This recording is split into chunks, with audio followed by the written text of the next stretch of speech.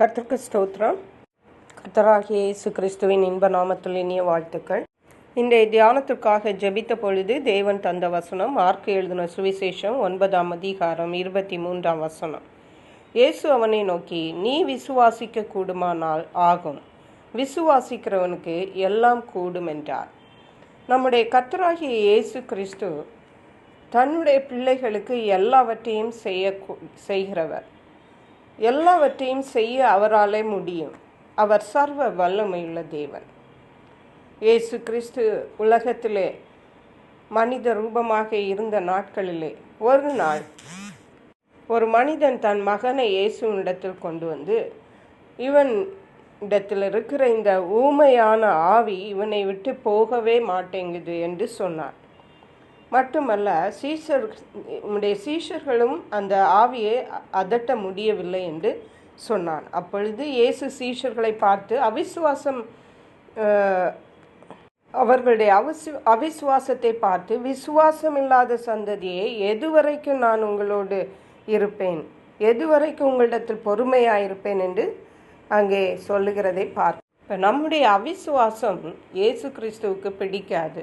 அவருக்கு கோபம் வரும். ஏனென்றால் அவர் செய்கிறதற்கு வல்லமையுள்ளவராயிருக்கிறார், விருப்பமுள்ளவராயிருக்கிறார். நம்முடைய அவிசுவாசம் அதை தடை பண்ணுகிறது.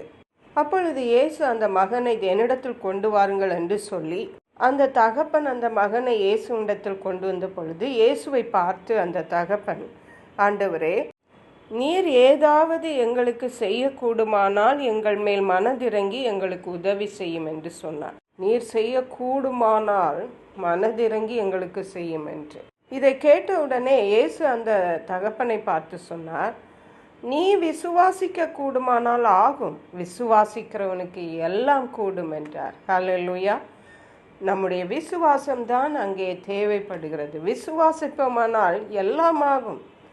ஏதோ 1-2 காரியங்கள் அல்ல, விசுவாசிக்கிறவனுக்கு எல்லாம் கூடும்.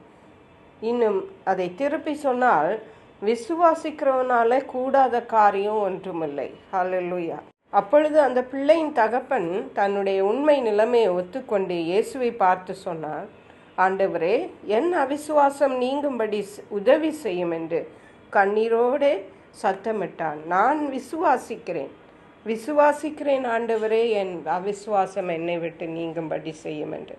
நாமும் கூட பல வேளைகளிலே நம்முடைய அவிசுவாசம் நம்முடைய நன்மைகளை தடை பண்ணுகிறதா இருக்கலாம்.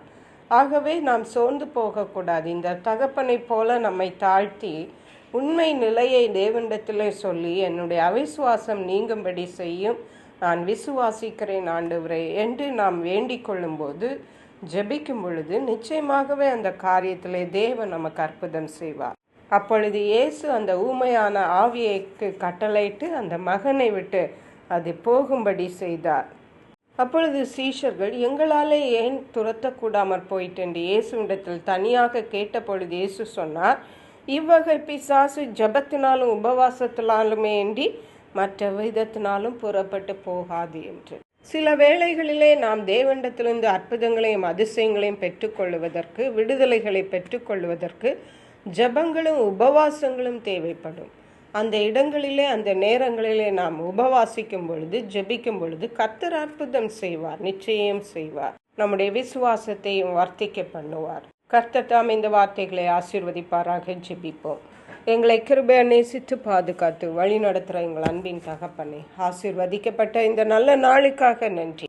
இந்த நாளிலும் விசுவாசிக்கிறவனுக்கு எல்லாம் கூடும் என்று எங்களோடு நீங்கள் பேசியிருக்கீங்கப்பா. எங்கள் விசுவாசத்தை பலப்படுத்தி இருக்கீங்க. இன்னும் எங்கள் அவிசுவாசம் முழுவதுமாக நீங்கி நாங்கள் விசுவாசித்து தேவனிடத்திலிருந்து அற்புதங்களையும் விடுதலைகளையும் பெற்று உமக்கன்று சாட்சிகளாயிருக்க கிருபை செய்வீராக. நன்றி பரிசுத்த ஆவியானவரே. துதி கனம் மகிமை உமக்கே செலுத்துகிறோம். மீட்பரும் இரட்சகருமாகிய இயேசு கிறிஸ்துவின் இன்ப நாமத்தில் ஜெபிக்கிறோம் எங்கள் அன்புள்ள பரமபிதாவே. ஆமென். God bless you.